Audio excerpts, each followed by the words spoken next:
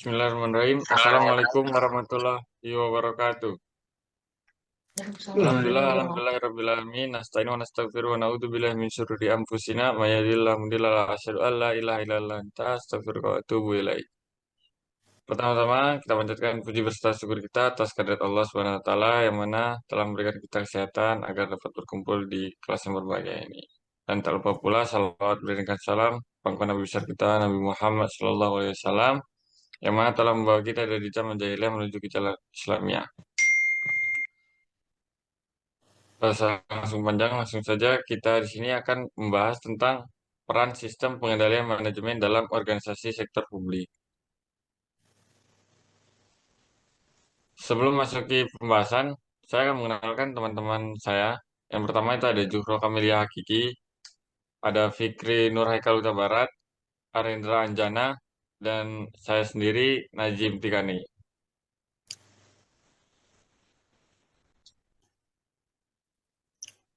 Yang pertama, peran sistem pengendalian manajemen dalam organisasi sektor publik.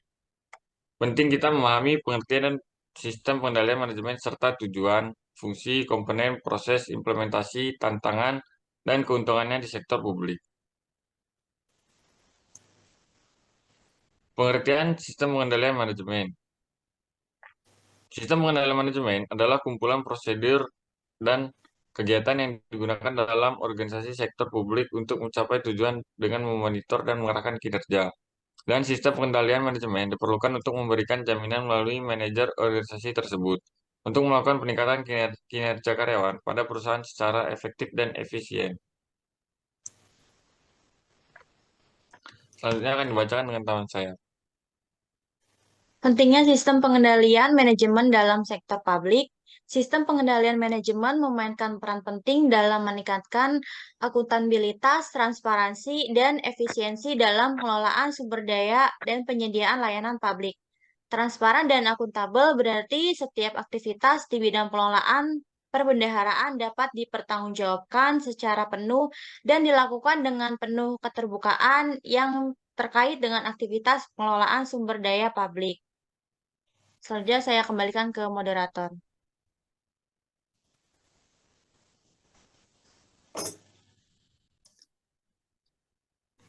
Kemudian selanjutnya dilanjutkan oleh teman saya. Tujuan dan fungsi sistem pengendalian manajemen. Sistem pengendalian manajemen adalah komponen penting dalam suatu organisasi yang dirancang untuk membantu manajemen dalam mencapai tujuan perusahaan. Tujuan utama dari fungsi sistem pengendalian manajemen adalah untuk memastikan bahwa aktivitas dan operasi perusahaan berjalan sesuai dengan rencana, standar, dan tujuan yang ditetapkan. Nextnya. Slide selanjutnya. Beberapa tujuan utama dan fungsi sistem pengendalian manajemen. Yang pertama, meningkatkan efisiensi operasional. Salah satu tujuan utama dari sistem pengendalian manajemen adalah meningkatkan efisiensi operasional perusahaan. Ini mencakup pengelolaan sumber daya, waktu, dan biaya, serta efektif untuk mengoptimalkan proses bisnis. Nah, ini contohnya seperti pengendalian stok, manajemen proyek, optimasi rantai operasional, pasokan, pengelolaan biaya operasional, dan monitoring kinerja karyawan. Kemudian ada mengamankan aset perusahaan. Sistem pengendalian manajemen dirancang untuk melindungi aset perusahaan, baik fisik maupun non-fisik, dari kerusakan, pencurian, atau penyalahgunaan. Ini mencakup manajemen risiko dan kebijakan keamanan. Kemudian ada monitor kemajuan menuju tujuan. Ini membantu manajemen dalam melacak kemajuan menuju tujuan perusahaan. Sistem pengendalian manajemen memungkinkan manajemen untuk mengidentifikasi masalah atau ketidaksesuaian yang mungkin terjadi dan mengambil tindakan korektif sesuai kebutuhan. Akuntabilitas. Sistem pengendalian manajemen membantu dalam menetapkan tanggung jawab dan akuntabilitas di seluruh organisasi. Ini memastikan bahwa setiap individu atau departemen bertanggung jawab atas tugas dan target mereka. Kemudian ada meningkatkan kualitas keputusan. Maksudnya dengan menyediakan informasi yang relevan dan akurat kepada manajemen. Sistem pengendalian manajemen membantu dalam mengambil keputusan yang lebih baik. Data dan laporan yang dihasilkan oleh sistem ini membantu manajemen untuk memahami situasi bisnis dengan lebih baik.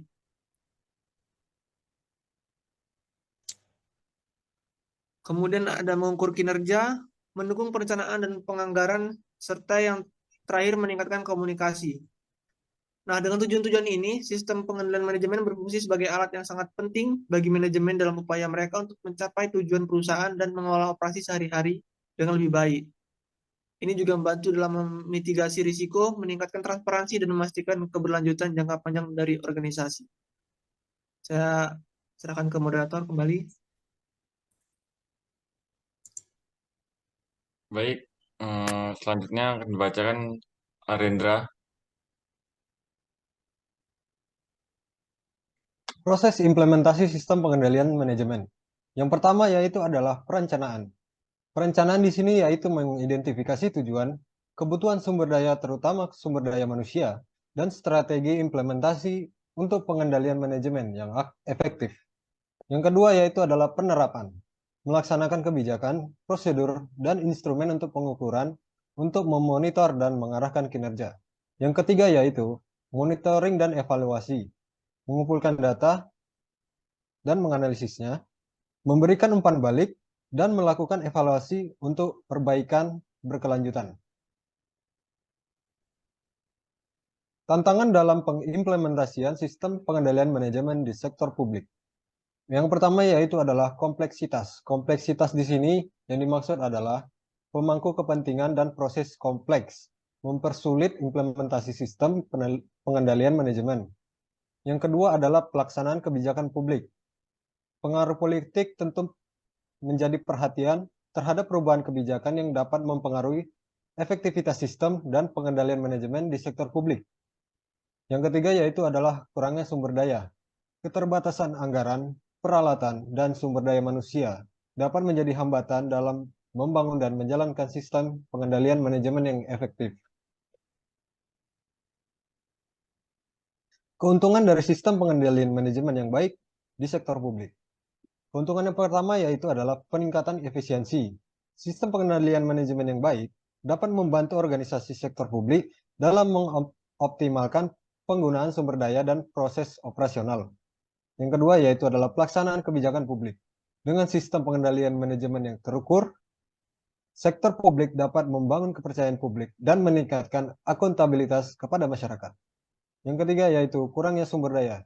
Dengan fokus pada pengukuran kinerja, sistem pengendalian manajemen dapat membantu meningkatkan kualitas pelayanan terhadap publik.